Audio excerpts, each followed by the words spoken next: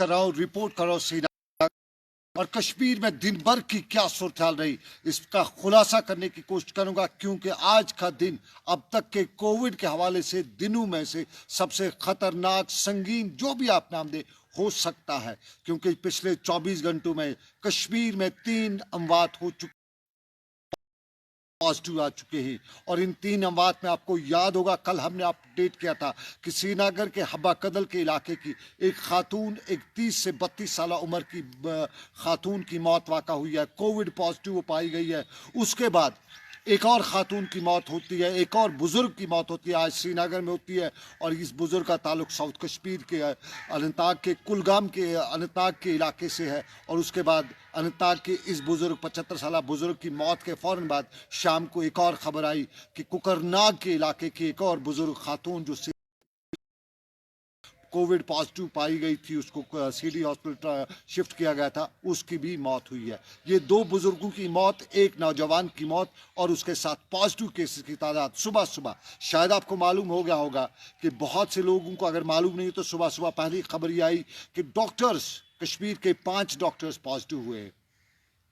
3 का ताल्लुक श्रीनगर के ईएनटी डिपार्टमेंट जो एसएमएच हॉस्पिटल का है उससे था, एक का ताल्लुक श्रीनगर के डेंटल कॉलेज के जो डेंटल हॉस्पिटल है वहाँ से था, और एक का ताल्लुक श्रीनगर के जेविस हॉस्पिटल के डॉक्टर से था। और इन 5 डॉक्टरों की इस पॉजिटिव में आने के बाद एक हड़कंप सी मच गई पूरे डिपार्टमेंट में, और ये भी जो होने लगा, सवालात उठने लगे। कुछ डॉक्टरों ने हमारे साथ बात करते हुए पहला सवाल ये उठाया कि उन्हें जो पीपीई किट्स दिए गए उन पे शक शुबात थे। पहले भी उन्हें शक शुबात के इज़हार करते हुए बताया था, और आज उन्हें ये बताया कि अगर शक शुबात नहीं है तो फिर कैसे पीपीई किट्स होते हुए भी ये डॉक्टर पॉजिटिव हो गए। और एक थ्योरी ये आई, दूसरी कि डॉक्टरों ने खुद लापरवाही की, जो गैजेट्स उन्हें दिए गए हैं, ईपी किट्स दिए गए, उनका इस्तेमाल नहीं किया गया, उससे हुआ। और ये सारी अभी इन थ्योरीज पे बात ही हो रही थी कि एक और मामला आया साउथ कश्मीर की डीपीएल से। पहले तादाद आई कि 15 पॉजिटिव आए हैं, और बाद में सेकंड केस ये आया कि नहीं 50 के करीब पॉजिटिव केस आए। फिर ये भी आया कि नहीं तादाद 70 से ऊपर हो चुकी है। तो कुल मिला के शाम के वक्त जो तादाद हमारे पास आई है ये 100 के बिल्कुल पास है। और हमारे पास जो तादाद अब तक हम कहते थे कि 1100 है, 1199 है, 1200 है, अगर अब हम तादाद करें तो हम 1300 के बिल्कुल पास पहुंच चुके हैं। कुछ ही जो सूरत हाल है 1300 की वो बहुत कम है। और अमवात का अगर देखा जाए तो 3 आज की अमवात, पिछली अमवात में हम देखते हैं तो कुल मिला के 15 हो चुकी हैं। ये मरने वालों की तादाद, और कोविड के हवाले से मरने वालों की इस तादाद में हम यही कह सकते हैं कि हमारे यहाँ जो कोविड कहर बर्पा करने वाला है शायद ये उसकी शुरुआत है। क्योंकि एक्सपर्ट्स पहले से बता रहे थे कि मिड मई से हालात कोविड के बदल सकते हैं। पहले पहले हम बताते थे, एक्सपर्ट्स भी, कुछ लोग ये भी बताते थे कि कोविड का वायरस है, ये उतना तेज़ यहाँ पे नहीं है, उतना सख्त मिजाज का यहाँ पे नहीं है ये जितना ये यूरोप और अमेरिका में है, क्योंकि वहाँ पे इसने कहर बर्पा किया था। लेकिन अब पहले भी वहाँ जिस तरह हिंदुस्तान के मुख्तलिफ शहरों में हालात इस वक्त थे या कश्मीर में थे, और अब इसने अपना रुख तब्दील कर दिया है। और इस सारे के बीच में एक और सवाल ये भी आया, कल रात को ही खबर आपको आ गई होगी कि 25 के करीब वो लोग पॉजिटिव आए हैं जो मुल्क की मुख्तलिफ रियासतों से कश्मीर की तरफ लाए जा रहे थे, कश्मीरी थे, जम्मू कश्मीर से उनका ताल्लुक। और उन लोगों के हवाले से पहला सवाल यही उठा कि ये जब कश्मीर लाए गए तो ये पॉजिटिव कैसे हुए, क्या ये वहाँ पे पॉजिटिव थे जहाँ पे थे। उनमें बड़ी तादाद महाराष्ट्र से आए हुए लोगों की थी, एक अच्छी खासी तादाद जो है वो हैदराबाद से थी, यहाँ का यूपी से भी थी, दिल्ली से भी थी, राजस्थान से भी थी, गुजरात से भी थी। तो क्या गुजरात में, यूपी में, दिल्ली में, बिहार में या दूसरी जगहों पे ये पॉजिटिव हुए हैं, एक सवाल ये भी था। और दूसरा सवाल ये भी था कि क्या ये वहाँ से रास्ते आते हुए कहीं सोशल डिस्टेंसिंग, फिजिकल डिस्टेंसिंग नहीं हुई है, उसमें ये किसी के साथ टच में हुए तो वहाँ से पॉजिटिव हो गए। ये वो दोनों सवाल थे, और दोनों सवालों में सवाल पहला यही है कि क्या ये वहाँ पे पॉजिटिव थे, और अगर वहाँ पे पॉजिटिव थे और इनको पता नहीं था, इनके पास कोई सिम्टम नहीं था, तो क्या वहाँ की, क्योंकि कश्मीरी हैं और कश्मीरियों का आम तौर पे देखा गया अब की बार कि जो मीडिया में कश्मीरी कहते हैं, जो कुछ गोदी मीडिया उन्हें प्रोपेगेंडा कश्मीर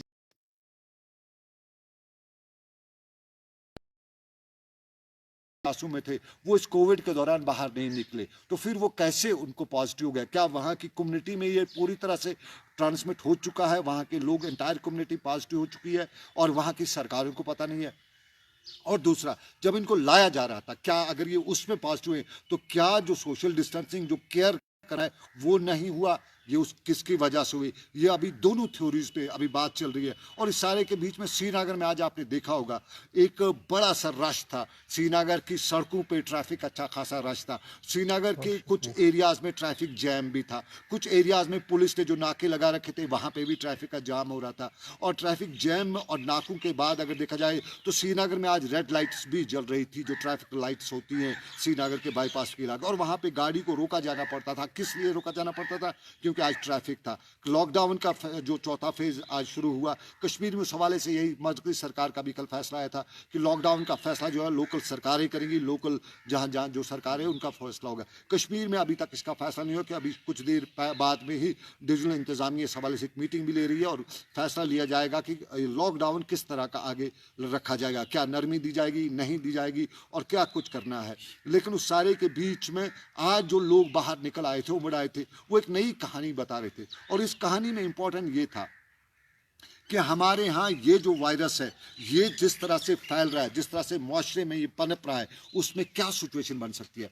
जहान भी चलाना है, जान भी, तो ये दोनों चीजें बहुत ही इंपॉर्टेंट है। लेकिन और बात अब ये भी निकल के आ रही है कि हमारे यहाँ सरकार एडमिनिस्ट्रेशन जो फैसले ले रही है वो ज़मीन पे क्यों नहीं अपनाए जाते हैं, क्यों नहीं अब अपनाए जाते हैं। खास एक मिसाल देंगे, आज श्रीनगर में नाके बहुत लगे थे और उन नाकों पे सिर्फ इतना था कि वहाँ ड्राइवर जो है वो टेढ़े मेढ़े करके उसको ड्राइवरी सिखाई जाती थी कि नाके पे या किसी जगह आपको हिल पे ड्राइविंग करनी है तो टेढ़ी मेढ़ी ड्राइविंग कैसे की जाती है। बाकी उन नाकों पे कोई पूछने वाला नहीं था। और यही बात हमने कुछ एहलकारों से बात की जो ग्राउंड पे थे, जो पुलिस के एहलकार थे, तो उनका यही रोना था कि एक तो उन्हें डिपार्टमेंट ने ना तो मास्क दिए, ना प्रोटेक्टिव गियर दिए है, ना कोई और सामान दिया है, तो फिर वो नाके पे जाएंगे। क्योंकि पुलिस के एहलकार जो तादाद आज 80 के आसपास पहुंची है अनंतनाग में, वो कैसे पॉजिटिव हुए उसका हवाला देते हुए बता रहे थे कि ये लोग, पुलिस के लोग जो है उसके साथ पास जाते हैं, उसे मिलते हैं, उससे बातचीत करते हैं, उसका आई कार्ड देखते हैं, तो उसमें ये ट्रांसमिट हो जाता है। तो वो कहते थे कि ये बला तो अब हमारे सर चढ़ने वाली है, इसलिए वो किससे पूछताछ नहीं कर रहे थे, किसी का आई कार्ड नहीं देख रहे थे, किसी का इमरजेंसी पास नहीं देख रहे थे। और उसका डिपार्टमेंट को इम्प्लीमेंट करना है, ग्राउंड पे लॉकडाउन इम्प्लीमेंट करना है, तो इस हवाले से डिपार्टमेंट के लोगों को उनके पास वो जो इक्विपमेंट्स हैं वो देने हैं। अगर ठीक है डिपार्टमेंट 5 नाके पे 5 पुलिस एहलकार हैं या 3 एहलकार हैं, 5 को नहीं दे, लेकिन उनमें से एक को तो ये गैजेट होना चाहिए, ईपी के गैजेट होना चाहिए, ताकि वो फ्रंट पे जाए, पास देखे, रोके, बाकी चीज़ें जो करे, ये पुलिस का एहलकार। और ये भी बता रहे थे उन्होंने के पास जो मास्क से वो ने अपनी ली है, जो उनके पास ग्लव्स अपने लिए डिपार्टमेंट पे नहीं दिया। जब वेलफेयर का बहुत ज़्यादा फंड होता है, लेकिन पुलिस डिपार्टमेंट ने इन पुलिस के जवानों को नहीं दिया है, उनके बकौल ख़तरे में डाल रखा है। लेकिन किसी बिना गोली, बंदूक तो दी है लेकिन गोली के बगैर, ये वाला बात है। उन्होंने बताया कि जंग पे भेजा गया है, बंदूक दी है लेकिन उसमें गोली। लेकिन इस सारे के बीच में एक और मसला है, हमारे कोविड सेंटर्स जो हैं, जो क्वारंटीन सेंटर्स हैं, उनका मसला बराबर वो बवाल बनता जा रहा है। सरकार बता रही है हम क्वारंटीन सेंटर्स में लेकिन जिस तरह का सलूक इन क्वारंटीन सेंटर्स में होता है, जिस तरह से वो लोगों ने हमें बताया, वो फ़ोन करके बता रहे हैं, हमें वीडियो करके बता रहे हैं। अभी कुछ देर पहले हमें अवंतीपोरा की इस्लामिक यूनिवर्सिटी के हॉस्टल में एक खातून, वहाँ से एक खातून ने कॉल किया और उसने बताया कि वो पेशे से वकील है और उसको उसके हस्बैंड समेत दिल्ली से वाम का ही रहने वाली है, तो उसको क्वारंटीन सेंटर में। और उन्होंने ये भी बताया कि वहाँ जो एडमिनिस्ट्रेटर है क्वारंटीन सेंटर का, वो बदतमीजी कर रहा है, ज्यादती कर रहा है, मारपीट कर रहा है। और ये भी उन्होंने बताया कि उनके पास में एक और खातून है जिसको करीबन 10 से 20 दिन का पहले डिलीवरी हुई है बच्चा उसका, उसको खाने पीने का नहीं कुछ दिया जा रहा। उस खातून ने बताया, जिसने हमें वकील ने फ़ोन किया, कहा कि मैं पढ़ी लिखी हूँ, मैं कानून जानती हूँ। इस खातून को कल शाम को उन्होंने खाना दिया है, सुबह चाय का कप दिया और अभी 4 बजे तक उन्हें कुछ नहीं दिया गया था। बच्चा उसका भूखा रो रहा था। और इम्पॉर्टेंटली ये बात कि मिसबिहेव किया जाता है क्वारंटीन सेंटर्स में। जो लोग हैं उस हवाले से हम पहले भी बताए जा रहे हैं कि ये विक्टिम हैं, ये क्रिमिनल नहीं है और उनको वो सलूक नहीं होना चाहिए जो किया जाता है, जो इल्ज़ाम लगते हैं। पुलवामा के क्वारंटीन सेंटर्स के हवाले से हमें इल्ज़ाम लगे हैं और श्रीनगर में भी लोग इल्ज़ाम लगाते रहे। लेकिन पुलवामा के लोगों की अगर बात करें तो वहाँ के लोग आज सरापा एहतजाज पे थे, शिकवा थे, क्योंकि कुलगाम की एडमिनिस्ट्रेशन ना कर सकी, थोपा गया पुलवामा के हवाले। जो लोग कुलगाम के रहने वाले हैं, जिन्हें क्वारंटीन सेंटर्स में रखना था, उन्हें कुलगाम में क्वारंटीन में रखने के बजाय पुलवामा में ला के रखा गया। और पुलवामा के लोग इस पे सरापा जायज थे कि क्यों कुलगाम के लोगों को पुलवामा में ला के क्वारंटीन किया जाएगा, जबकि अगर कल पुलवामा के लोग आते हैं तो उनको कहाँ रखा जाएगा। ये एक।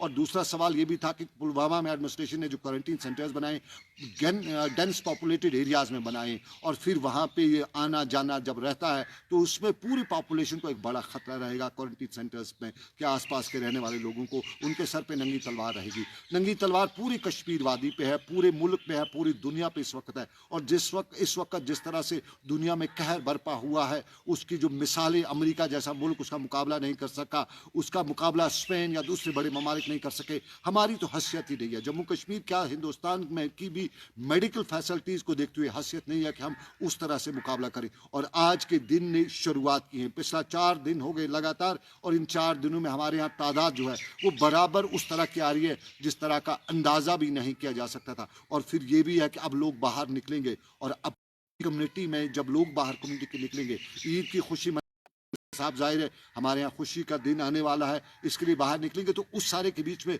ये जो कम्युनिटी में अब कहे और ट्रांसमिट ना हो जाए, ये बहुत बड़ा सवाल है। और उसी सवाल के बीच में सरकार की बात करें, ख्याल होता है, हमने भी यही पढ़ा है कि सरकार का मतलब होता है कि वो ग्राउंड पे रहे, इमरजेंसी में वो रोड पे रहे, वो पब्लिक में रहे। लेकिन हमारी सरकार है कि ग्राउंड क्या, पब्लिक क्या, रोड क्या, सेक्रेटरीट के बाहर नहीं निकलती है। फाइलें सिर्फ देखती है, सेक्रेटरीट के बाहर क्या कुछ हो रहा है उनको शायद जानकारी भी नहीं होती है। और सरकार के हवाले से लोग बहुत बार वाविला कर चुके हैं, अफसोस कर रहे हैं, अपनी किस्मत को भी रो रहे हैं कि इन हालात में कम से कम सरकार जो करना चाहिए सरकार को, वो नहीं कर पा रही है। और हर कश्मीरी यही बता रहा है कि कश्मीर के बाहर जो कश्मीरी है, उनकी हालत जार पर भी सरकार कुछ नहीं कर रही है। इंटरनेशनल फ्लाइट्स बंद हो चुके हैं, बांग्लादेश में कश्मीरी बच्चे बंद हैं, उनको लाने के लिए सरकार ने बताया था लाएंगे। आज भी 3 बच्चों ने बताया कि वो 3 ही बच्चे वहाँ पे हम बांग्लादेश में, उनको लाने के लिए कुछ नहीं किया जा रहा है। पाकिस्तान में कश्मीर के बच्चे हैं, पढ़ने गए थे, वहाँ पे बंद है, उनको लाने के लिए कुछ नहीं किया। ये बाहर की बात। ईरान में भी इसी तरह के ये जो गल्फ कंट्रीज हैं, वहाँ से लगातार वीडियोज़ आते हैं, कॉल्स आती है, वीडियो कॉल्स आती है, बता रहे हैं कि गवर्नमेंट ऑफ इंडिया से रिक्वेस्ट कीजिए कि हमारी बात उन तक पहुँचाइए, हमें लाई जाए। और आज हमें हिंदुस्तान की अंदर से एक कॉल आई, और ये कॉल थी हमें वेस्ट बंगाल से, ममता बनर्जी के इलाके से। ममता बनर्जी जो कहती है कि ममता की छाँव हर किसी के ऊपर है, लेकिन कश्मीरी को वहाँ पे भी तरसाया जाता है, उसको बहुत परेशान किया जाता है। और वहाँ से कश्मीरी को निकालने के लिए वहाँ की सरकार जो है कॉर्डियल रिलेशन नहीं बना रही है। ममता की सरकार कश्मीरी को लाने के लिए कोई मुस्बत कदम नहीं दिखा रही है, की तरफ उंगली उठाई जाती है। लेकिन जहां कांग्रेस की सरकारें, वहां पे भी वही हाल है। जहां दूसरी सरकारें, लेफ्ट की सरकारें, वहां पे भी वही हाल है। और कश्मीरी इस वक्त कसमपुर्सी में मुल्क के हर कोने में है। चाहे वो महाराष्ट्र में हो, रेल भी चलाई, लेकिन कितनों को लाया? ट्रेन बस से भी चला रहे, लेकिन क्यों नहीं लाया जा रहा है? और दिल्ली में तो जो नोडल अफसर्स हैं, वो अपनी बेबसी का पहले इजहार करते हुए अपने हाथ सरेंडर कर चुके हैं, हैंड्सअप कर चुके हैं। कुछ नोडल अफसर्स से हमारी बात हुई, हमने उनसे गिला किया, शिकवा किया कि आपको नोडल अफसर तैनात किया गया, फ़ोन आपका बंद है। तो उनका कहना यही है कि हम नोडल अफसर नाम के, सारा काम होम मिनिस्ट्री करती है। होम मिनिस्ट्री से जब तक न पास आएगा, जब तक न होम मिनिस्ट्री से कोई आर्डर आएगा, तब तक हम कुछ नहीं कर पाते। तो इस सारे के बीच में कश्मीरी पिसते जा रहे। फिलहाल आज का दिन जो पिसने वाला दिन था, आज के दिन में जो कुछ कश्मीरियों के लिए हुआ, ये बहुत ही खतरनाक सिचुएशन है। और इस सिचुएशन से निकलने के लिए हमें कोशिश सिर्फ यही करनी है कि हमें इलाज का पता है, आप सब जानते हैं इलाज इसका नहीं है, न अस्पताल में इलाज है, न दुनिया वैक्सीन बना चुकी है। वेंटिलेटर इसका इलाज है, क्योंकि हमारे वेंटिलेटर की काबिलियत भी हमें मालूम है, वो तो अच्छे खासे भले इंसान की मदद नहीं कर सकते हैं, तो यहाँ पे जो कोविड इन्फेक्टेड आदमी हो उसकी क्या मदद कर पाएंगे? वेंटिलेटर भी हमारे उसी टाइप के हैं। और इस सारे के बीच में हमें सबसे ज़रूरी है कि हम अपने आप को खुद कैसे बचाते, ये इम्पॉर्टेंट है। तो खुद कैसे बचा पाएंगे, ये कोशिश आप भी करिएगा, हम भी करते हैं, और दुआ करते हैं कि इस मुसीबत से हमें नजात मिले। तो फिलहाल श्रीनगर से अभी इतना ही लाइव नशरियात में। जो भी लाइव अपडेट आएगा हम उससे आपको बाखबर करेंगे, क्योंकि हालात उस तरह के हैं कि आपको बाखबर, पल पल की खबर से बाखबर रखना जिम्मेदारी और ज़रूरी भी है। तो अभी दीजिए शिद्दत। पुलवामा की बात बार बार मुझे मुजम्मिल बता रहे हैं कि पुलवामा के हालात अच्छे नहीं हैं, पुलवामा में क्वारंटीन सेंटर्स ने तूफान बर्पा किया है, लेकिन बताते चले कि आज सुने बताएं तो किसको बताएं, लगातार बता रहे हैं हम, लेकिन सुनने वालों के या तो कान बंद है या आंखों पे पर्दा लगा हुआ है। तो फिलहाल श्रीनगर से बस इतना ही। अल्लाह हाफिज़।